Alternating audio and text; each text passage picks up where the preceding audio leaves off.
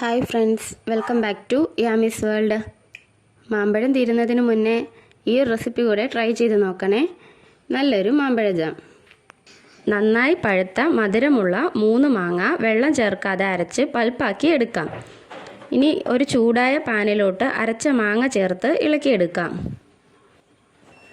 നല്ല കട്ടിയുള്ള ഒരു പരുവമാണിപ്പോൾ. ഇതിലോട്ട് മധുരത്തിനാവശ്യമായ പഞ്ചസാര ചേർക്കാം. ഞാനെടുത്ത മാങ്ങയ്ക്ക് നല്ല മധുരമുണ്ട്, അതുകൊണ്ട് 4 ടേബിൾ സ്പൂൺ പഞ്ചസാരയാണ് ഞാൻ ചേർത്ത് കൊടുത്തിട്ടുള്ളത്. പഞ്ചസാര ചേർത്ത് കൊടുക്കുമ്പോൾ മാങ്ങയുടെ പൾപ്പ് ഒരല്പം അയഞ്ഞു വരുന്നതായിരിക്കും. കൈവിടാതെ നന്നായി ഇളക്കി വെള്ളം വറ്റിച്ചെടുക്കാം. കുറച്ച് തിക്കായി വരുമ്പോൾ ഒരു നാരങ്ങയുടെ നീര് കൂടെ പിഴിഞ്ഞ് ചേർക്കാം. വീണ്ടും നന്നായി ഇളക്കി കൊടുക്കണം. കുറച്ച് ടൈം എടുക്കും, എങ്കിലും നല്ല അടിപൊളി ഒരു മാങ്ങയുടെ ജാമാണ് നമ്മളിപ്പോൾ തയ്യാറാക്കി എടുത്തുകൊണ്ടിരിക്കുന്നത്.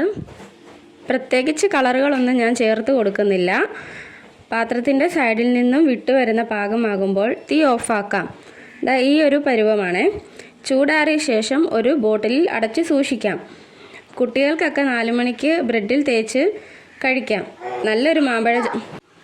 അപ്പോൾ എല്ലാവരും ഈ മാമ്പഴ ജാം ഒന്ന് ട്രൈ ചെയ്ത് നോക്കണേ. നെക്സ്റ്റ് വീഡിയോയിൽ കാണാം.